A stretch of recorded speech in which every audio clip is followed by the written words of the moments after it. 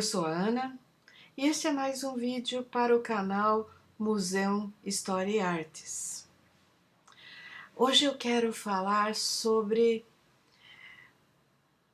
criações e construções e representações, mas não em um sentido intelectual ou acadêmico. Eu quero pegar um exemplo que me é muito caro, de uma referência de infância, e analisar isso à luz de vários temas e mostrar para vocês como as coisas nem sempre são o que parecem e que às vezes algo muito simples pode ter toda uma trajetória e que nós não sabermos dessa trajetória empobrece a nossa experiência ao fruir, ao desfrutar, ao consumir arte, entretenimento ou o que quer que seja. Eu vou começar falando que Alfonsina y el Mar é uma música, é uma canção composta por Ariel Ramírez e Félix Luna. Ariel Ramírez, um folclorista argentino consagradíssimo, e Félix Luna, um poeta, escritor e historiador. Como é que isso nos interessa? Alfonsina y el Mar retrata o suicídio da poetisa Alfonsina Storni, uma poetisa argentina, quer dizer, os pais eram suíços, se radicaram na Argentina, abriram negócio, e numa das viagens de volta à Suíça para visitar parentes, ela nasceu por lá e passou os primeiros 4 anos da sua vida num cantão lá, aprendeu italiano e só depois voltou à Argentina. Mas ela tinha essa noção de ser argentina, as lembranças da sua vida não incluíam a Suíça nesse início. Então ela é considerada uma das maiores poetisas argentinas de todos os tempos. Era uma mulher incrivelmente bem dotada intelectualmente, professora, atriz, dramaturga, poetisa e dona de uma força de vontade para aprender e para interagir nesse mundo dos anos da primeira metade do século XX, que sempre surpreendeu. A Alfonsina nasceu em 1892 e faleceu em 1938. E ao longo da sua vida intelectual, ela conheceu os maiores poetas ali do Cone Sul, conviveu, viajava frequentemente a Montevidéu para fazer leituras públicas de suas poesias e para conviver com o cenário da poesia uruguaia, conheceu Idea Vilarinho. Eu me pergunto se o fato dela ser mulher é o que faz com que para o resto aqui do cenário ela não seja tão conhecida, que o que ela não fosse tão conhecida enquanto estava viva. Ela circulava muito bem nos meios intelectuais, mas para além disso, ela era muito mais conhecida por seu trabalho como professora, como articuladora cultural. E até aí, normal. Isso é uma coisa de época, ela era considerada vanguardista, feminista, em uma época em que essas coisas tinham um significado muito peculiar, que não tem nada a ver com a segunda onda do feminismo ou com as sufragetes. Havia na Alfonsina uma paixão pela igualdade que era geral, não era apenas entre homens e mulheres. Ela tinha essa pegada de olhar para a sociedade e ver que havia algo muito errado. E isso se refletia em sua poesia, em suas obras em prosa e na maneira como ela interagia e no tipo de evento cultural que ela promovia, tentando envolver pessoas para além desse círculo intelectual. O que aconteceu com a Alfonsina é que ela foi diagnosticada com câncer de mama. Gente, eram os anos 30. A medicina, ela fez uma mastectomia radical medonha, o câncer voltou, ela tinha dores atrozes em consequência dessa cirurgia, e o mundo estava em um momento político bastante peculiar nos anos 30, e ela olhava em volta e não percebia perspectiva. Ela tinha um filho de 26 anos que gostava muito dela e ela era rodeada de amigos, quer dizer, aquilo não foi uma depressão lânguida de uma poeta definhando numa mansarda, de uma poetisa. Não, a Alfonsina era uma pessoa bem-sucedida, que tinha amplo trânsito, que tinha pessoas que a amavam, mas que naquele momento da vida considerou que a interrupção seria o melhor para ela e ela fez. Ela não fez drama, ela se despediu por carta da maioria das pessoas. Ela estava hospedada em um hotel em Mar del Plata, convalescendo, né, de algumas sequelas ainda da cirurgia, e simplesmente foi até um pier e se jogou. E foi tão chocante para a sociedade argentina e os meios intelectuais ficaram tão comovidos, o cortejo dela foi gigantesco, ela recebeu reconhecimento oficial do Estado, que de repente ela se tornou muito maior depois de morta. E aí, em 1957, o diretor Kurt Land fez um filme chamado Alfonsina, estrelado por Amélia Bence, grande atriz argentina que havia sido aluna da Alfonsina numa das escolas que ela dirigia de teatro. E é um filme muito comovente. Eu assisti há mais de 50 anos, quando era criança, e duas cenas ficaram para mim, para o resto da vida, que são o momento em que ela está na escola de teatro vendo as crianças fazendo uma representação e tem uma criancinha gorduchinha que faz todo o seu papel, e quando termina, a Alfonsina pergunta: você foi muito bem, como é seu nome? E a menina fala Amélia Bence, que aí você vê o círculo se fechando, né, da atriz representando a mestra. E a cena final, quer dizer, a cena que é a cena final da Alfonsina, que é ela entrando deliberadamente no mar, né, a atriz caminhando lentamente e as ondas envolvendo, que é a cena mais marcante do filme e que criou esse mito de que a Alfonsina entrou lentamente no mar, lenta e deliberadamente. O que os relatórios médicos não confirmam. A versão oficial é que ela se jogou de um dos piers ali próximos ao hotel em que ela estava hospedada. Mas eu não sabia dessa interpretação oficial, então toda a vida, até começar a fazer a pesquisa para esse vídeo, eu acreditei que aquela havia sido a maneira como ela se foi.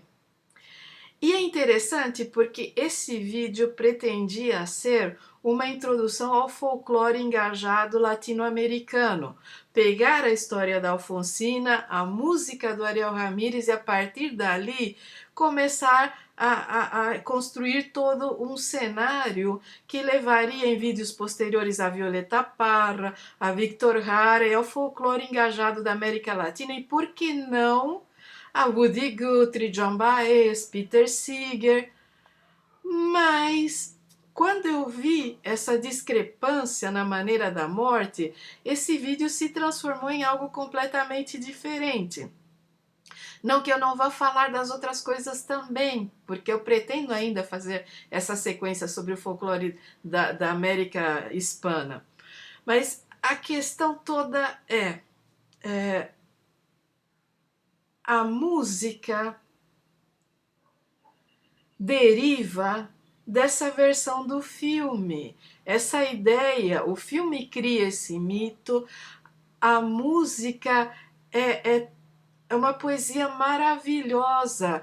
Eu vou deixar aqui na descrição do vídeo o link para a gravação da Mercedes Sosa. Eu vou deixar algumas coisas do Ramírez também, porque ele é incrível. Mas a música reforça o mito. E a partir desse mito, toda a imagem da Alfonsina Storni é construída a posteriori como uma consequência da sua poesia, como a imaginação popular viaja nessa interpretação, nessa construção mítica do suicídio da Alfonsina. E sim, eu sei que nós não devemos usar essa palavra, que esse vídeo vai ser sepultado. E, gente, as palavras são o que são. Se você deixa que o YouTube censure você, eles já ganharam. As palavras são o que são e os fatos são o que são. Então, Ariel Ramírez musicou o poema do Félix Luna sobre a Alfonsina. Eles trabalharam juntos e deixe-me falar um pouquinho sobre o Ramírez. E eu tenho uma dificuldade imensa, porque depois de 50 anos aqui no Brasil, muitas vezes as palavras saem mais aportuguesadas do que deveriam. É Ramírez, mas eu nem sempre vou conseguir falar assim, porque à medida que os anos vão passando e eu tenho menos oportunidade de falar espanhol com pessoas que falam espanhol corriqueiramente, eu vou perdendo algumas letras. Mas é isso. Ariel Ramírez foi inacreditável como folclorista, compositor, intérprete. Ele raramente cantava, nem sei se existe registro, eu não tenho essa intimidade toda com a obra dele. Eu conheço algumas coisas, admiro muito. Por exemplo, se vocês já participaram de comunidades eclesiais de base, vocês devem conhecer a missa crioja. A missa crioja é uma interpretação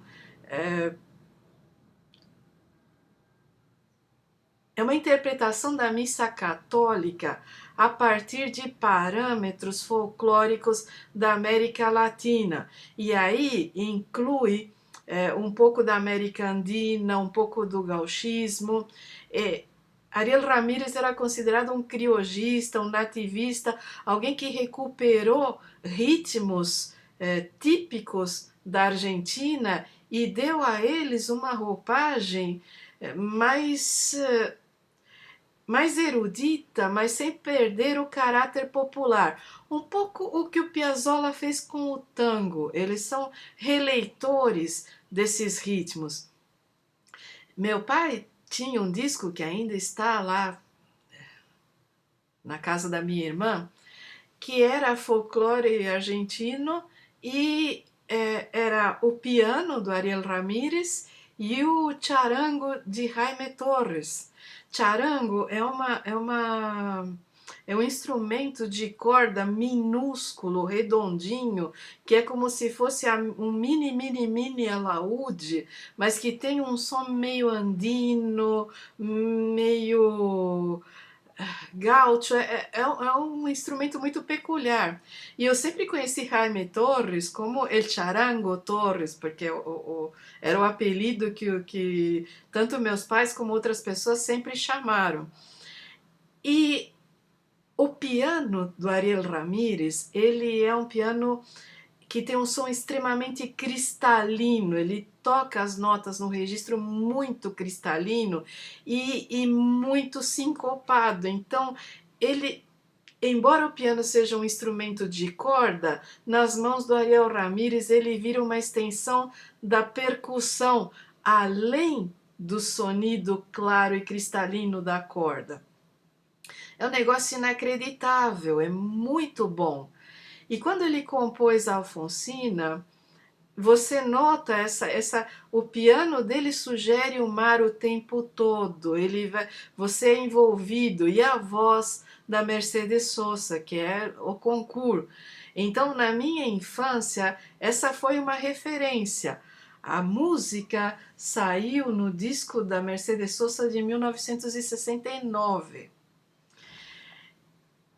Logo começou a tocar no rádio e à época eu tinha 5 anos e a partir daí ela se tornou parte do repertório. Era uma das músicas favoritas da minha mãe, era uma música que pra gente estava sempre presente e que só eu aqui no YouTube devo ter dado centenas de views em quem postou o vídeo com o áudio da Mercedes Sosa. E aí é que está. Muita gente nos anos 60, no fim dos anos 60 e início dos 70, já baseava sua percepção sobre Alfonsina Storni a partir do filme e a partir da música. E poucas pessoas conheciam a dimensão dela como ser humano, como poetisa, como intelectual, como vanguardista no ensino do teatro, no ensino de letras, mas ela não lidava tanto assim com adultos, ela lecionava, ela era formada maestra rural, quer dizer, ela foi treinada para dar aula em escolas na puta que pariu para gente que havia perdido a chance do ensino normal, para ter na sua sala de aula crianças de 7 até adultos, porque as escolas rurais funcionavam assim nos anos 20, nos anos 30. Meus pais frequentaram escola rural porque eles eram. No Uruguai não se diz tanto criojo, se diz mais canário, mas as duas palavras coexistem, quer dizer, eles eram do interior do Uruguai. Minha mãe fez 3 anos de escola rural num vilarejo perto da fronteira com o Brasil, e meu pai fez 1 ano, aos 17 anos, ele foi só alfabetizado, tanto que para os padrões do Uruguai ele era considerado analfabeto. E meu pai era de San José, que é um estado praticamente no outro extremo do país. E a Alfonsina trabalhava com essa noção de que o conhecimento, as artes, as letras, principalmente a compreensão do próprio idioma, o desenvolvimento do léxico, da palavra e de tudo que implica a língua, era para todos, não importando onde estivessem ou quem fossem. E nisso, de fato, ela foi uma revolucionária. Sem ser uma pessoa abertamente de esquerda, sem ser uma pessoa de frequentar mítins ou partidos ou sei lá o quê, ela era muito mais de esquerda que muita gente na época dela. E aí é que está, em parte, a recuperação dela por Ariel Ramírez talvez se dê em uma deferência não só à maneira poética como foi vista a sua morte, mas ao que ela foi em vida. Porque o folclore argentino está amplamente ligado no século XX há uma tentativa da esquerda de promover uma consciência para além da colonização, para muito além dos ritmos colonizados, da maneira. Muitos compositores de esquerda na Argentina recuperavam os ritmos folclóricos não apenas porque estavam na sua origem, mas também porque consideravam uma maneira de se comunicar com a população, com as pessoas em geral. Então você tem num registro muito mais tradicional compositores como Atahualpa Yupanqui e Eduardo Falú, e você tem num registro mais moderno, já ligado a pessoas como Ariel Ramírez, os grupos folclóricos como Los Fronteiriços, que são o grupo que acompanhou Ramírez nas interpretações da missa criolla até na Europa, e do qual surgiu César Isela, que é um dos... Quem não conhece a Canção com Todos, que até a Elis Regina assassinou, né? Mas que na voz da Mercedes Sosa era maravilhosa. Mas isso que eu pretendo desenvolver posteriormente é todo um diálogo de uma produção musical e cultural extremamente orgânica e militante, e essa comunicação com os ritmos oriundos do país, renegando influências e colonizações. É lógico que se fosse para ser totalmente oriundo, seria falado em língua indígena, vocês podem ter as críticas que quiserem. Mas na minha infância e na minha juventude, esse movimento folclórico da América Latina foi a minha principal referência musical. É algo que dialoga com a música da Espanha, dialoga com a música de protesto dos Estados Unidos, dialoga. Não é um movimento reduzido ali a um mundinho estreito. Como a própria poesia da Alfonsina é algo que dialoga com o mundo. Basta que o mundo se abra para ouvir. E esse já é outro universo, porque nem sempre o mundo está disposto a ouvir, a dialogar, a perceber certos sujeitos criativos como interlocutores. Mas essa é a questão desse vídeo. Alfonsina Storni era imensa, mas o que a tornou conhecida para um público mais gigantesco foram as circunstâncias do seu suicídio e a romantização desse suicídio pela produção cultural posterior, a partir do filme e a partir da canção. E até hoje, muitas pessoas provavelmente não sabem de toda a construção que existe, não só na memória da Alfonsina, mas na própria música. Você pode ouvir essa música e nem sequer saber do que se trata, só considerá-la bonita, só considerá-la bem escrita, só considerar a interpretação extremamente pungente e apaixonada, sem saber de tudo que há por trás. Você pode acreditar que isso não tem importância alguma.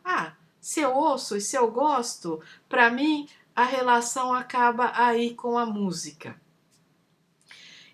Eu diria, e isso é uma concepção peculiar da minha maneira de ver o mundo, que isso empobrece a sua interação com a música, com a arte ou com o que quer que seja. Lá no meu canal original existe um Ponderações, que eu também vou deixar o link aqui, que se chama, eu acho, Qual é o Tamanho do Seu Mundo? Que foi um vídeo que eu produzi na época em que nós estávamos lutando ingloriamente contra a ascensão fulminante do infeliz genocida, em que eu argumentava que se você vive em um mundo limitado, que se você vive em um mundo que não se abre nem para possibilidades, nem para a arte, nem para o que quer que seja, a sua capacidade de usufruir esse mundo não apenas é pobre, ridícula e sem conteúdo, mas também você vai temer quem pensa diferente e vai fazer tudo o que puder para impor a sua limitação, a sua mediocridade ao resto de nós. E este vídeo aqui no museu meio que reforça o que eu penso naquele Ponderações.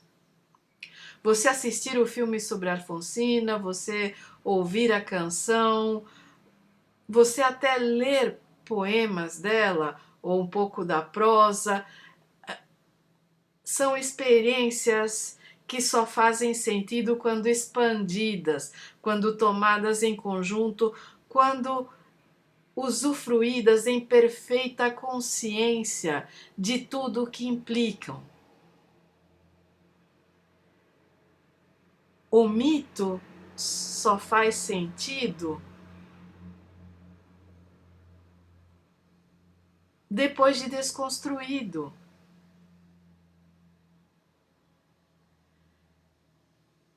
Enquanto o mito, pura e unicamente, que começa e termina em si,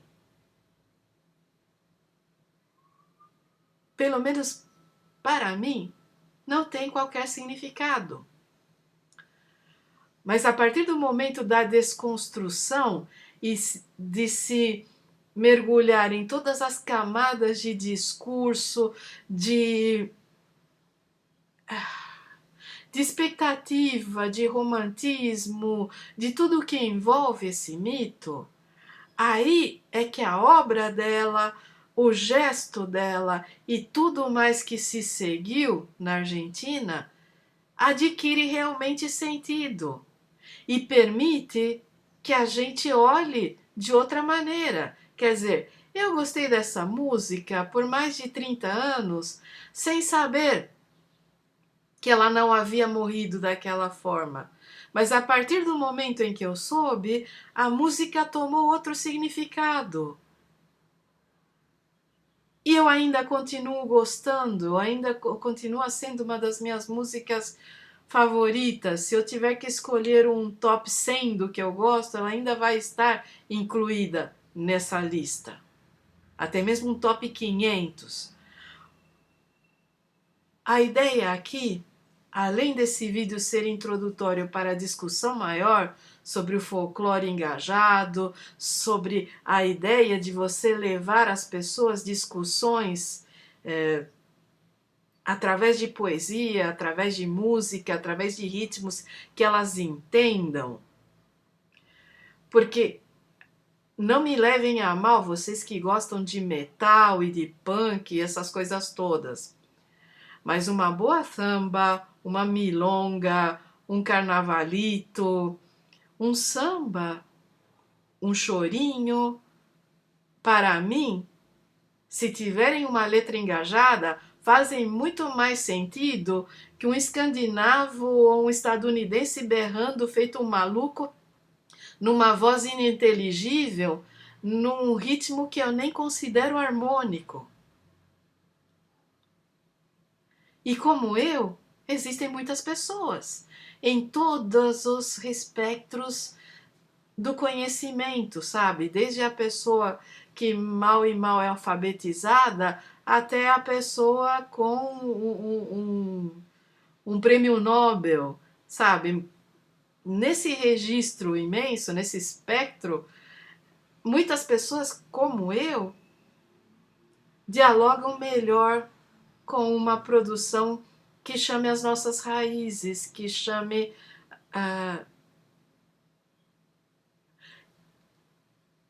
que dialogue com a nossa sensibilidade de origem. Eu gosto de rock, não gosto de metal. eu consumo música folclórica de muitos países. E balés folclóricos. Quem não lembra do Berioska? Porque isso dialoga com o que as pessoas são antes da indústria cultural. Mesmo que a indústria cultural muitas vezes canibalize esses ritmos e nos devolva pastiches empobrecidos, quando o compositor é autêntico, é genuíno e é honesto, isso dialoga com a nossa origem. E os mitos surgidos a partir desse diálogo todo nos pegam, porque são mitos que dialogam com o nosso âmago, como é o caso do mito em torno do suicídio da Alfonsina Storni. Então, o que eu sugiro a vocês, saiam procurando poemas dela, saiam... Se você não lê em espanhol, usa o tradutor simultâneo, usa o recurso que você tiver, mas procura conhecer. Eu vou deixar alguns links aqui na descrição do vídeo, mas vão além, gente, vão além. Aprendam a usar os mecanismos de busca. Para que ter internet se vocês só seguem link que os outros indicam? Aprendam a pesquisar. Que raio de pesquisador, de historiador, de aluno, do que quer que seja, que só quer a pesquisa pronta? Vão atrás. E aproveitem e vão lá no meu canal original e assistam algumas ponderações, porque a maioria está muito atual. A maioria está muito atual. Visitem o canal da Thalita Cabral, que tem a nossa playlist Radicalhas, e aventurem-se, saiam do lugar comum, saiam daquilo que encaixota vocês em mundos minúsculos. O universo não tem fronteiras. Cuidem-se muito e até a próxima.